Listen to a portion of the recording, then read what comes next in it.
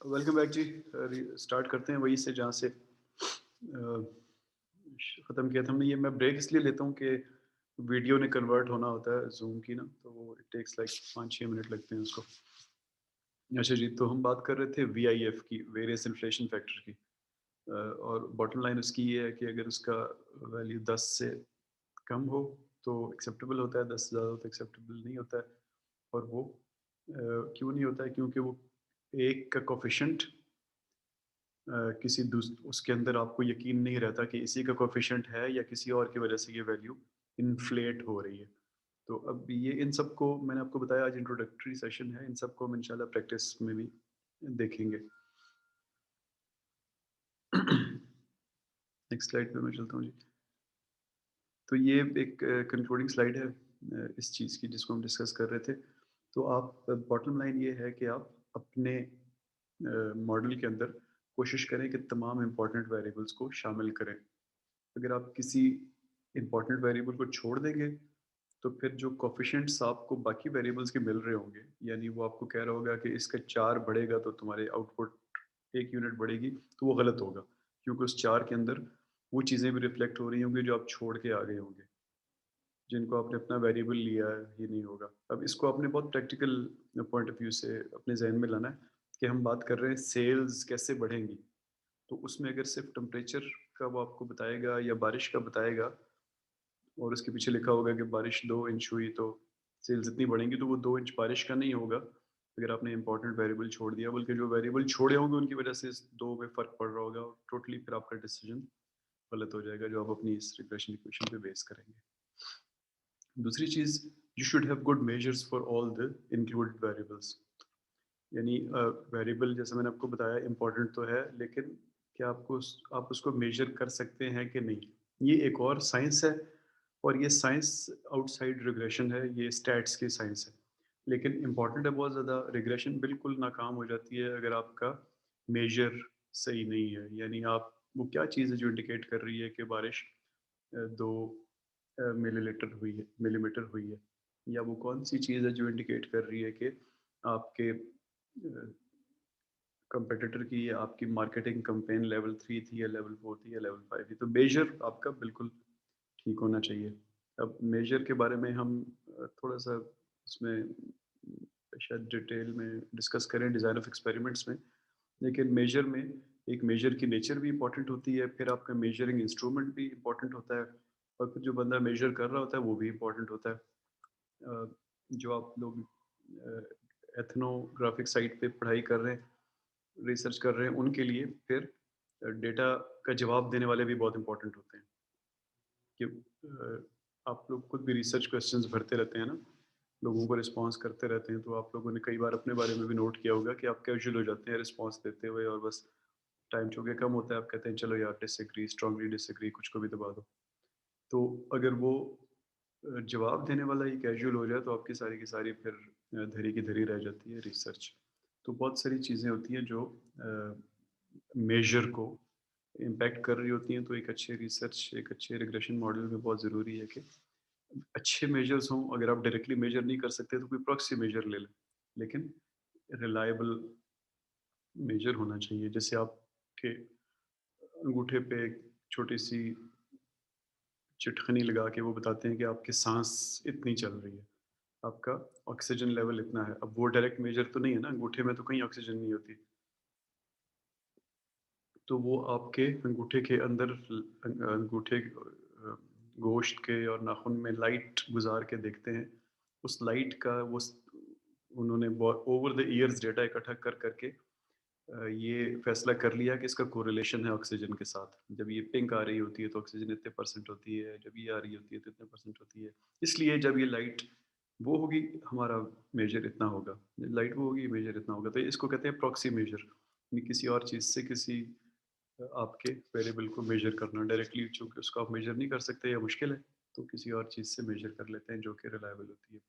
और फाइनली तीसरी चीज़ लिखी हुई है, check your residual plots to make sure your model fits your data. Residual plots जो होते हैं, वो जो हम ऊपर एरर की बात की थी ना हमने अपनी इक्वेशन के अंदर, ये इसमें आखिर में एरर टर्म, अब ये इसको एनालाइज करने के लिए रेसिड्यूल प्लॉट्स बनते हैं, तो हम उसको थोड़ी देर में देखते हैं कि ये क्या चीज़ है और डिटेल में देखते हैं। रेसिड्यूल प्लॉट्स को चेक करना ज़रूरी क्यों है? अब ये जो सारे का सारा हमारा स्टैट्स की साइंस डिज़ाइन हुई है ना, ये आपने याद रखना है कि ये 2 इसके इसके फंडामेंटल प्रिंसिपल्स हैं। एक रैंडमनेस और एक अनप्रेडिक्टेबिलिटी। अगर आप किसी तरह बताने में कामयाब हो जाएँ कि अगला स्टेप क्या होगा एरर का, तो फिर इसका मतलब है कि आपका मॉडल ठीक नहीं है। एरर्स को हमेशा रैंडम होना चाहिए। तो किसी भी रिग्रेशन मॉडल के अंदर रैंडमनेस और अनप्रेडिक्टेबिलिटी एरर टर्म्स में 100% ज़रूरी है। वैसे हमारा नॉर्मल डिस्ट्रीब्यूशन इसी चीज़ पे बेस्ड है। हम इसी चीज़ को पे खड़े होके हम अ, हमने स्टैट्स की साइंस बिल्ड की है कि मुझे नहीं पता कि जब मैं कॉइन को टॉस करूँगा तो हेड आएगा या टेल आएगा। It is absolutely unpredictable. जब मैं डाई रोल करूँगा तो 1 आएगा, 2, 3, 4, 5, 6 क्या आएगा? मुझे नहीं पता। तो अगर आपको किसी तरह से पता चलना शुरू हो जाए तो स्टैट्स की सारी बिल्डिंग गिर जाती है। वो उसी इसी की बेसिस पे हमने ये सारी साइंस खड़ी की हुई है। तो इसके बारे में हमेशा बहुत सेंसिटिव रहते हैं एनालिस्ट कि प्रेडिक्टेबिलिटी नहीं होनी चाहिए, ना डेटा के अंदर, ना एरर के अंदर। यानी आप एक बंदे से पूछते हैं 3 बंदों से पूछते हैं कि do you agree to this term? तो 3 एग्री कर गए हैं और आपके ख़्याल में चौथा भी एग्री करेगा, तो फिर कोई ज़रूरत नहीं है ये रिसर्च करने की। फिर वो सारे का सारा मॉडल ही बैठ जाता है। उसकी इम्पोर्टेंस ही ख़त्म हो जाती है कि जब रैंडमनेस ही नहीं है तो मैं एटलीस्ट आपको प्रिडिक्ट किसी तरह से भी प्रिडिक्ट करने के काबिल नहीं होना चाहिए डेटा में भी और एरर के अंदर भी। क्यों? सबसे पहले let's break down and define two basic components of a valid regression model. यानी आपका ये जो मॉडल होता है इसके अंदर रिस्पॉन्स इज इक्वल कांस्टेंट, जो हमने थोड़ी देर पहले देखा, प्लस प्रेडिक्टर्स प्लस एरर। ये 3 कंपोनेंट थे हमारे इक्वेशन के अंदर। इनको अगर हम ये ब्रैकेट वाले को दोनों को गौर से देखें तो ये डिटर्मिनिस्टिक हैं। यानी हम मैथ्स का कोई फ़ॉर्मूला लगा के इनकी वैल्यू निकाल सकते हैं। लेकिन जो एरर है वो एब्सोल्यूटली स्टोचैस्टिक है। स्टोचैस्टिक का मतलब होता है random. It's a fancy word for random.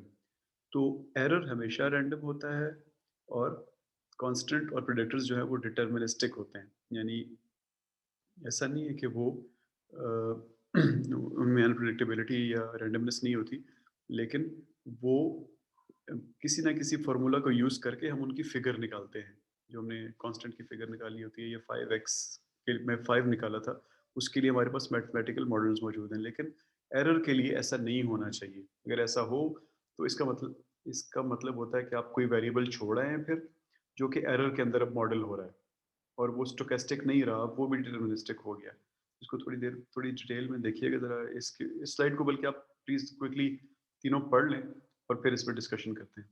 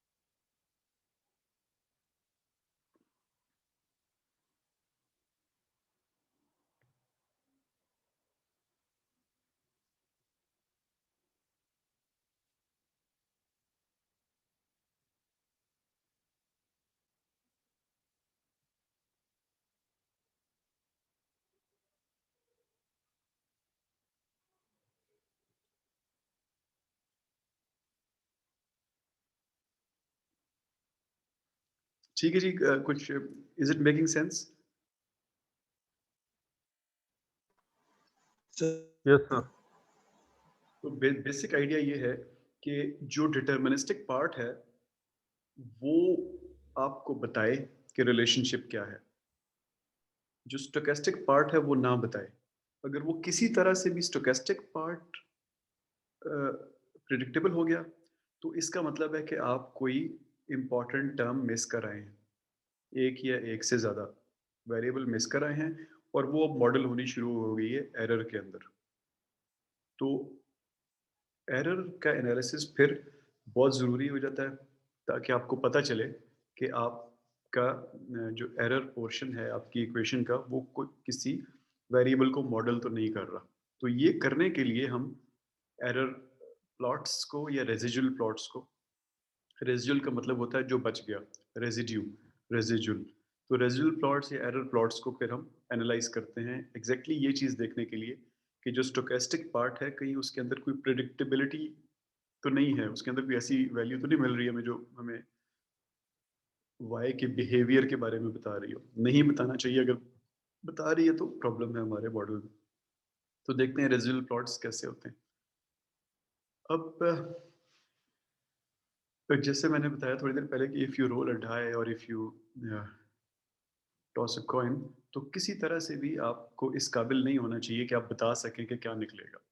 ठीक है जी?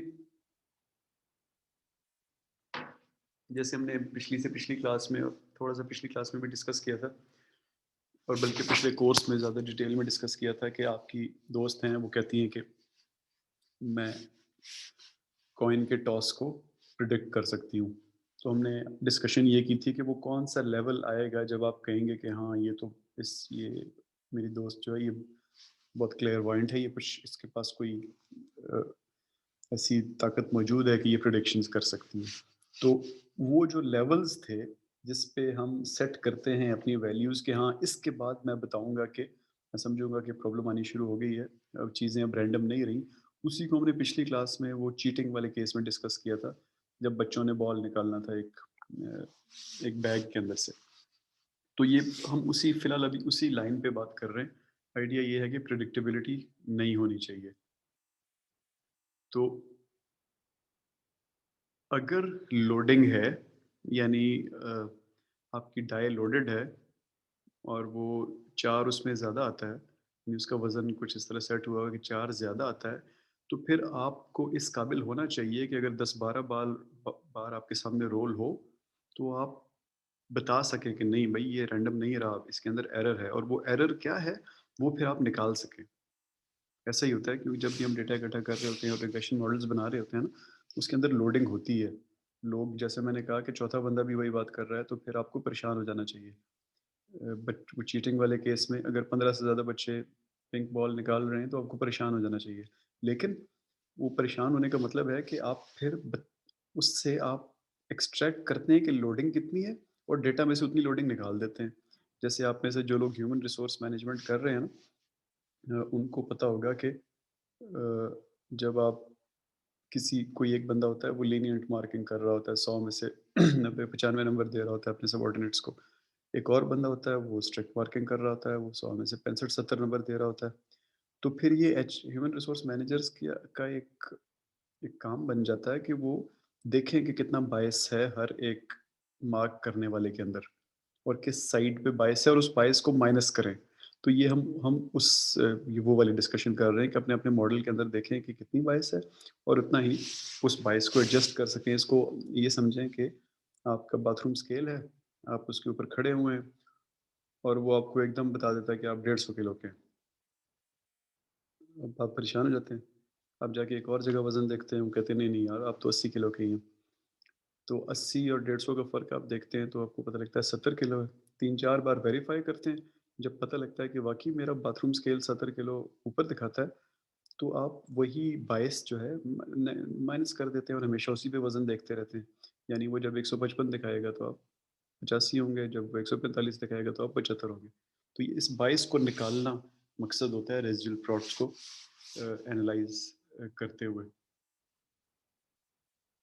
तो अब ये, अगर आप ये आपके सामने जो फिगर्स बनी हुई है, इनको देखें, जो लेफ़्ट साइड वाली फ़िगर है, ये रैंडम है।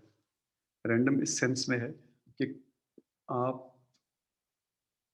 कोई वैल्यू ऊपर है, कोई वैल्यू नीचे है, कोई ट्रेंड्स नज़र नहीं आ रहे।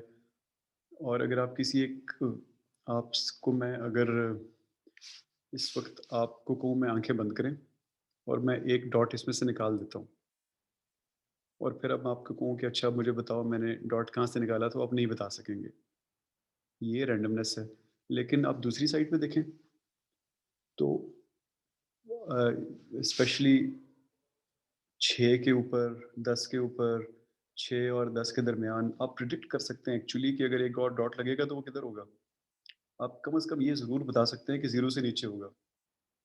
6 और 10 के दरमियान अगर आप गौर से देखें, मैं आपसे पूछूँ कि मैं एक और डॉट लगाऊँगा तुम्हारे ख़्याल में किधर होगा? तो आप सब कहेंगे हाँ, ये 0 से नीचे होगा। इसी तरह 6 से पीछे वाले सब पॉज़िटिव हैं, 10 के बाद वाले सब पॉज़िटिव हैं, तो आप बता सकेंगे। मैं आपसे अगर बताऊँ कि मैं 12 का डॉट लगाने लगा हूँ, तुम्हारे ख़्याल में किधर होगा? तो आप कहेंगे वो ऊपर होगा कहीं। इसी तरह 5 के पीछे लगाने लगा हूँ, किधर होगा? आप कहेंगे ऊपर होगा। तो इसका मतलब है कि जो हमारी राइट साइड वाली रेसिडुअल प्लॉट है, इसके अंदर बड़ा क्लियर ट्रेंड है। इसके अंदर कोई चीज़ मॉडल हो रही है और कोई ऐसा वेरिएबल मॉडल हो रहा है जिसको हम छोड़ आए हैं, जिसको हमने अपनी इक्वेशन में रखा हुआ ही नहीं है।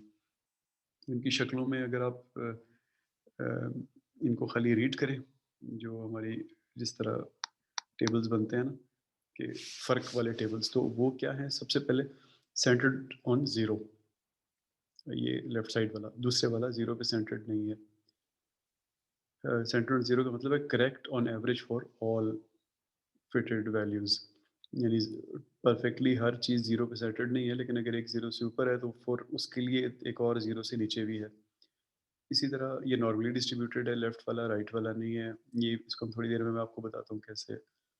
फिर स्प्रेड कांस्टेंट है, कोई ऊपर कोई नीचे, कोई ऊपर कोई नीचे, कोई ट्रेंड्स नहीं है। और finally values are not predictable. और दूसरे में नॉर्मल डिस्ट्रीब्यूशन भी नहीं है और वैल्यूज़ आर प्रेडिक्टेबल। तो ये जितने भी ये एरर बेसिकली क्या होता है? ये आपकी जो मैं पीछे आपको दिखाता हूँ, जो हमारी रिग्रेशन लाइन थी ना, ये वाली रिग्रेशन लाइन, अब इस कोई पॉइंट इससे ऊपर है, कोई पॉइंट नीचे है ना, तो ये पॉइंट फ़र्ज़ करें जिस पे मैंने अभी एरो रखा हुआ है, इसका ये जो डिस्टेंस है रिग्रेशन लाइन से, ये वाला डिस्टेंस, इस चीज़ को एरर ने प्लॉट किया हुआ है एग्ज़ैक्टली। ये इनमें से कोई एक, ये तो इक्वेशन ही हो रहा है, लेकिन ये वो फ़र्क है जो रिग्रेशन लाइन और उस डॉट के दरमियान था। अब ये जो इसका ये मतलब नहीं है कि जो ज़ीरो वाली लाइन लगी हुई है रिग्रेशन लाइन है। ज़ीरो वाली लाइन का मतलब है जो एब्सोल्यूट मीन था उस सारे डेटा का, उसको हम ज़ीरो कह रहे हैं और कोई उससे ऊपर है, कोई नीचे है। लेकिन ये रिप्रेज़ेंट कर रही है उस डिस्टेंस को जो आपकी रिग्रेशन लाइन और आपकी डॉट की प्लेसमेंट में डिस्टेंस था। आगे चलते हैं। अब जब आपका रेज़िडुअल प्लॉट नॉन रैंडम है, यानी ये जो पीछे हमने 4 क्वालिटीज़ देखी, अ, ये है, तो तो इसका मतलब क्या होता है? इसका मतलब है कि आपका जो डिटरमिनिस्टिक पोर्शन था इक्वेशन का, यानी कांस्टेंट और वेरिएबल और उसके पीछे वेरिएबल का कोएफ़िशिएंट, वो कैप्चर नहीं कर रहा सम एक्सप्लेनेटरी इन्फॉर्मेशन को, जो कि फिर लीक होके रेसिडुअल्स में जा रही है।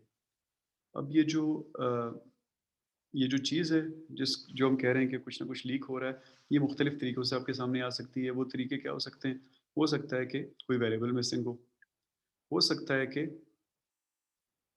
अ, आपने उसको हायर ऑर्डर ना दिया हो और एक्चुअली हायर ऑर्डर चाहिए हो उसको, यानी स्क्वायर या क्यूब ना किया हो और उसको हायर ऑर्डर चाहिए हो। हो सकता है कि कोई इंटरैक्शन है जो आपको अभी तक समझ नहीं आ रहा है या किसी वेरिएबल्स के दरमियान।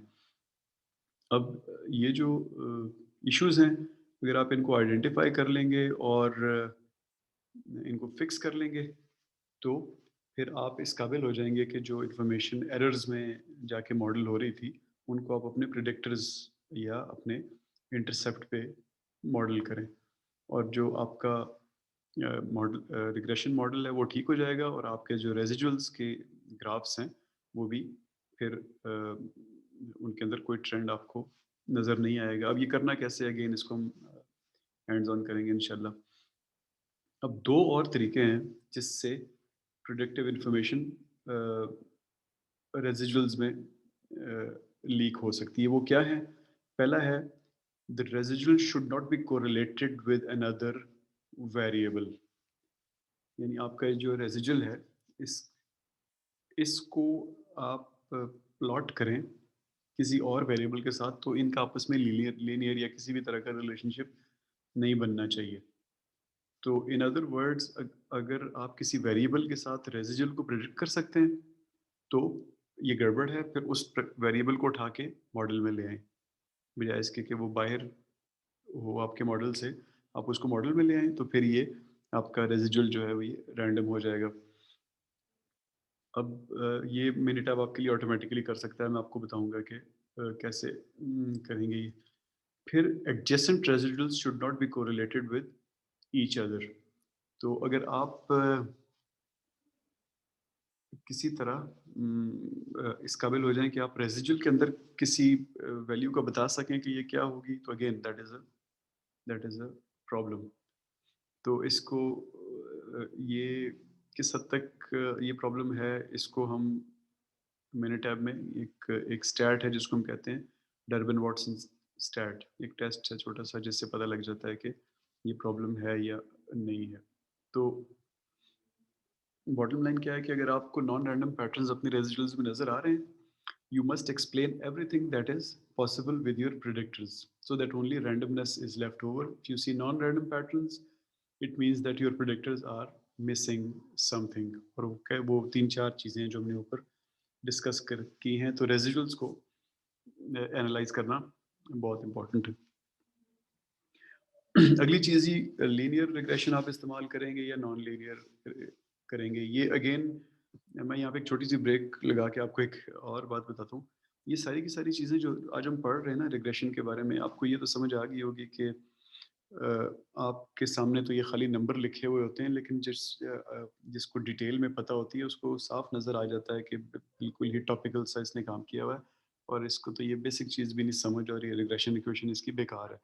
लेकिन आपके लिए एज पीएचडी स्टूडेंट्स ये समझना इसलिए भी ज़रूरी है कि जब आप ये टर्म्स इस्तेमाल करते हैं ना, तो जो आपके सामने आपके एग्जामिनर्स बैठे होते हैं वो कन्विंस हो जाते हैं कि आपको बहुत अच्छी तरह समझ है अपने डेटा की, आपके डेटा को एनालाइज करने की, इंटरप्रेट करने की और उसमें से रिजल्ट निकालने की आपको बहुत अच्छी तरह समझ है। तो फिर वो आपको कहीं पे भी नहीं रोकते हैं और आपको अ, आप ये समझ लें कि आपको आसानी से साइंटिफिक कम्युनिटी का पार्ट बनने देते हैं एक हायर लेवल पे।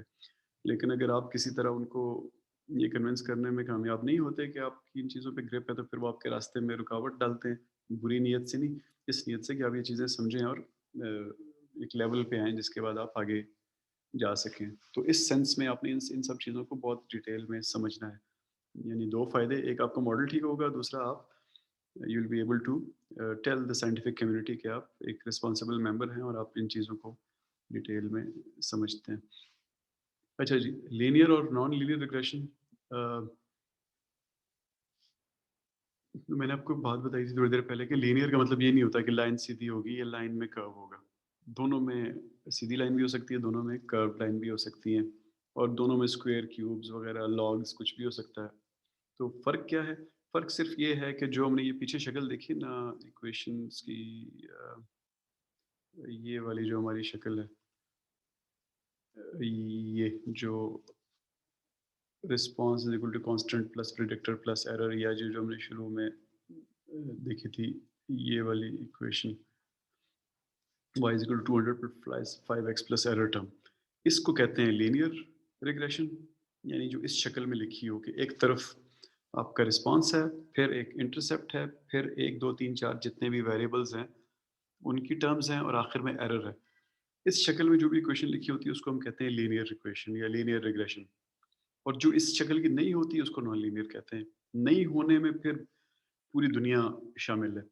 जैसे फोरियर सीरीज़ भी इस शक्ल की नहीं होती, वो भी रिग्रेशन है, वो भी और बेतहाशा साइंस, कोसाइंस, टेंजेंट जितनी भी इक्वेशंस होती हैं, जो अगली वैल्यू बता सकती हैं, यानी रिग्रेशन उसके अंदर ये वैल्यू है कि वो आपको बता सके कि आगे वैल्यूज़ क्या आएँगी, सेल्स प्रेडिक्ट कर सकें, वो नॉन लीनियर इक्वेशंस होती हैं।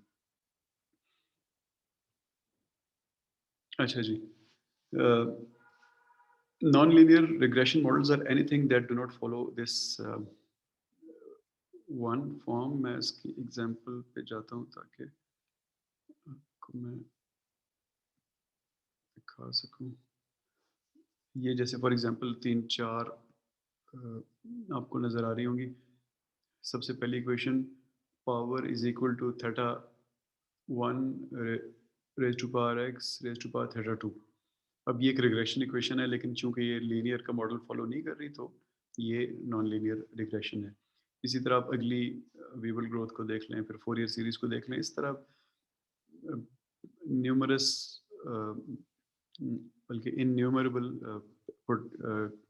इक्वेशंस होती हैं जो कि नॉन लीनियर होती हैं। लीनियर बड़ी कम होती हैं, क्योंकि लीनियर का एक स्टैंडर्ड शक्ल है, वही आपको हमेशा नज़र आता है।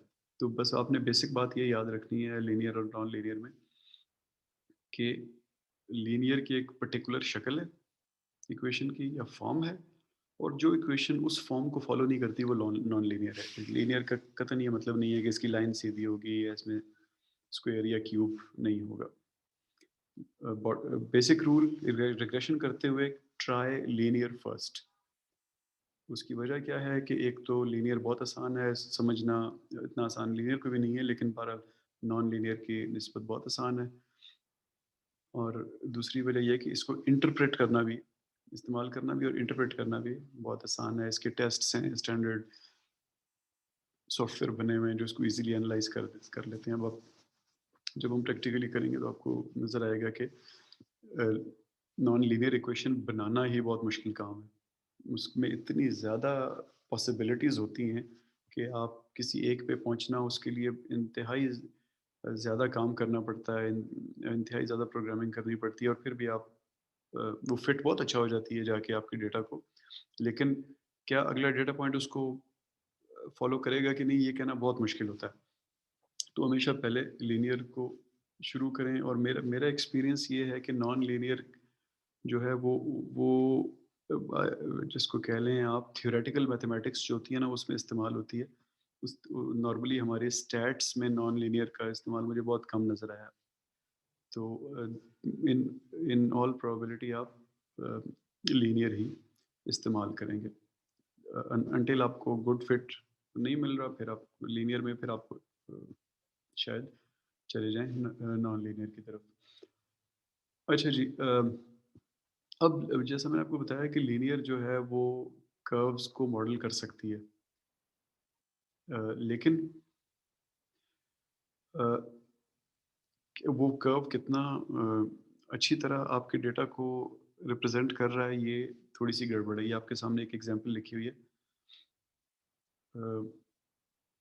आप लोग को ये स्लाइड